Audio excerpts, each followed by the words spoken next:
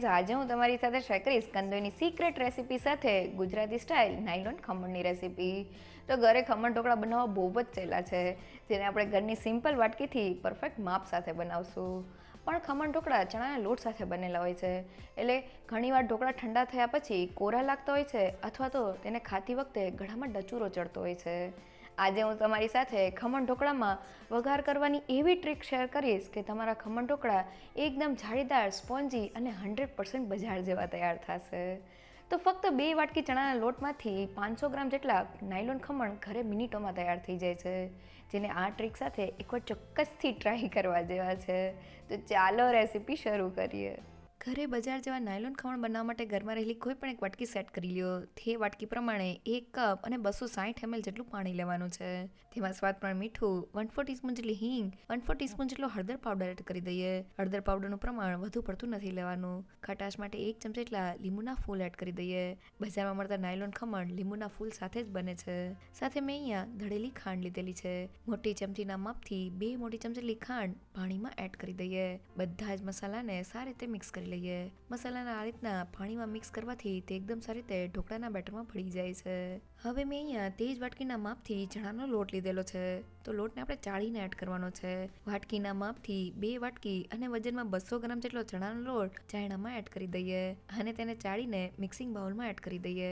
તો લોટને ચાળવાથી તેમાં હવાના કણ ભરાય છે, જેનાથી ઢોકળું એકદમ ફ્લફી અને પરફેક્ટ તૈયાર થાય છે. તો મેં બધા જ લોટને ચાળી લીધેલો છે અને હવે વિસ્કરની મદદથી લોટને બેટરમાં મિક્સ કરી લઈએ. તો મેં લોટને મિક્સ કરીને આ રીતનું સ્મૂથ બેટર તૈયાર કરી દીધેલું છે. હવે ઢોકળા ઠંડા થયા પછી પણ કોરા ન લાગે તેના માટે 2 મોટી ચમચી જેટલું તેલ બેટરમાં એડ કરી દઈએ અને બેટરને 2 મિનિટ માટે ફેટી લઈએ. તો બેટરને ફેટવાથી તે થોડું લાઇટ અને ફ્લફી તૈયાર થાય છે, જેનાથી ખમણ ઢોકળા એકદમ ફૂલેલા તૈયાર થાય છે. તો લગભગ 2 મિનિટ જેવું થઈ ગયું છે અને બેટર એકદમ સારી રીતે ફેટાઈને તેનો કલર પહેલાં કરતાં બદલાઈ ગયો છે. સાથે બેટર ઉપર આ રીતના બબલ્સ પણ થઈ ગયા છે. બેટરની કન્સિસ્ટન્સી બતાવું તો તે ચમચામાંથી એક ધારમાં પડે તેવી મીડિયમ થીક છે. તો હવે બેટરને ઢાંકીને 10 મિનિટ માટેનો રેસ્ટ આપી દઈએ. તો ફક્ત 5 જ મિનિટમાં આપણું ઢોકળાનું બેટર તૈયાર થઈ ગયું છે. ઢોકળાના બેટરમાં સૌથી ઇમ્પોર્ટન્ટ તેની કન્સિસ્ટન્સી છે. બેટરની કન્સિસ્ટન્સી આપણે મીડિયમ થીક અને ચમચામાંથી એક ધારમાં પડે તેવી પોરિંગ રાખવાની છે. જો અહીંયા આપણે બેટરને વધુ પડતું જાડું કરી દઈશું તો ઢોકળામાં બરાબર જાળી તૈયાર નહીં થાય. અને જો આપણે પાણી એડ કરીને બેટરને પતલું તૈયાર કરી દઈશું તો ઢોકળા એકદમ સારી રીતે નહીં ફૂલે. મીડિયમ થીક બેટર સાથે ઢોકળા પરફેક્ટ તૈયાર થશે. અહીંયા મેં 2 વાટકી અને વજનમાં 200 ગ્રામ જેટલા ચણાના લોટ સાથે 1 વાટકી અને 260 ml જેટલું પાણી લીધેલું છે, જે એકદમ પરફેક્ટ છે. સાથે ઢોકળાના બેટરમાં ખટાશ માટે મેં લીંબુના ફૂલનો ઉપયોગ કરેલો છે. તમે તેની જગ્યાએ 2 મોટી ચમચી જેટલો લીંબુનો રસ પણ લઈ શકો છો, પણ લીંબુના ફૂલથી વધુ સારું રિઝલ્ટ આવે છે. સાથે બેટરને આપણે થોડી વાર માટે રેસ્ટ આપવાનો છે. ફક્ત 10 મિનિટનો બેટરને રેસ્ટ આપવાથી ચણાનો લોટ એકદમ સારી રીતે પલળી જાય છે. તો લગભગ 10 થી 15 મિનિટ જેવું થઈ ગયું છે અને બેટરને જોઈએ તો ચણાનો લોટ એકદમ સારી રીતે પલળીને ફૂલી ગયો છે. બેટરની કન્સિસ્ટન્સી ચમચામાંથી એક ધારમાં પડે તેવી મીડિયમ થીક છે. જો આ સમયે બેટર પતલું લાગતું હોય તો 1 ચમચી જેટલો ચણાનો લોટ એડ કરી દેજો અને બેટર જાડું લાગતું હોય તો થોડું પાણી એડ કરીને તેને પરફેક્ટ કરી લેજો. અને હવે ઢોકળા ફૂલેલા બને તેના માટે 1 ચમચી જેટલો ઈનો ફ્રૂટ સોલ્ટ એડ કરી દઈએ. તેની ઉપર પાણી એડ કરીને તેને બેટરમાં 1 મિનિટ માટે મિક્સ કરી લઈએ. તો ઈનોની જગ્યાએ તમે 1 ચમચી જેટલો બેકિંગ સોડા એટલે કે ખાવાનો સોડા પણ લઈ શકો છો, પણ ઈનોથી ઢોકળાનું રિઝલ્ટ વધુ સારું આવે છે. તો ઈનો મિક્સ થવાને લીધે તમે જોઈ શકો છો કે બેટર આ રીતનું એકદમ ફ્રોથી અને મખમલી ટેક્સચર સાથે તૈયાર થયું છે, જે ખમણ ઢોકળા માટે એકદમ પરફેક્ટ છે.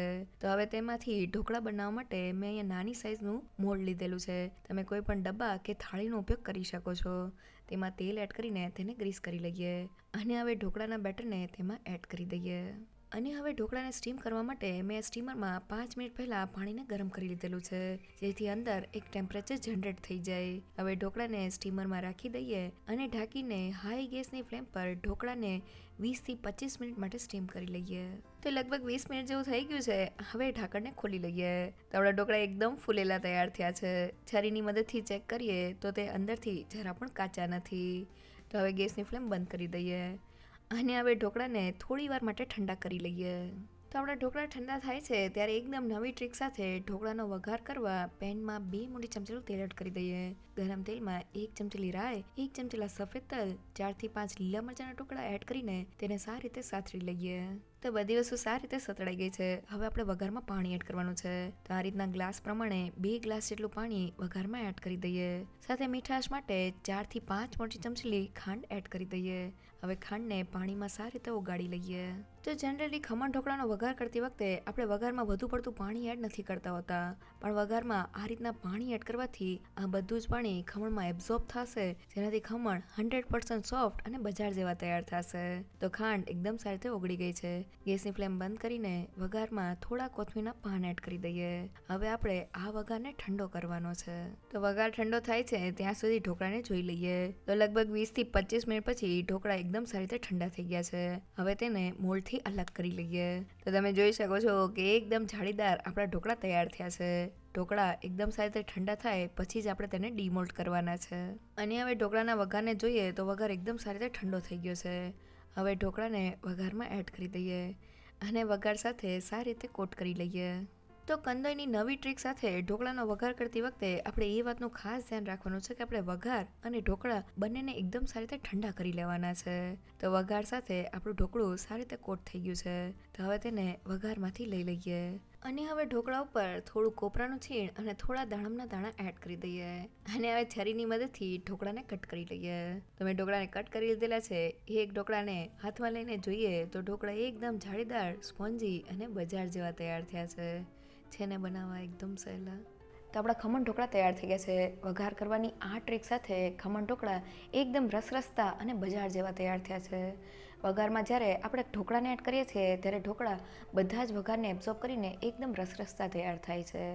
અહીંયા વઘાર કરતી વખતે બસ તમારે એ વાતનું ધ્યાન રાખવાનું છે કે વઘારને તમારે એકદમ સારી રીતે ઠંડો કરી લેવાનો છે. વઘારને તમારે જરા પણ ગરમ નથી રાખવાનો. સાથે ઢોકળાને પણ સારી રીતે ઠંડુ કરી લેવાનું છે. ઢોકળાને વઘારમાં એડ કર્યા પછી ફક્ત 2 મિનિટ માટે વઘાર સાથે કોટ કરી લેવાનો છે. અને પછી ખમણ ઢોકળાને જ્યારે તમે સર્વ કરશો ત્યારે તે એકદમ ટેસ્ટી લાગશે. ખમણ ઢોકળાની આ રેસીપી જો તમને ગમી હોય તો મને કમેન્ટ સેક્શનમાં જરૂરથી કહેજો. સાથે મારા વિડીયોને લાઇક અને ફ્રેન્ડ્સ અને ફેમિલીમાં શેર કરજો. અને મારી ચેનલને સબસ્ક્રાઈબ કરવાનું ના ભૂલશો. તો ફરી મળીએ એક નવી રેસીપી સાથે.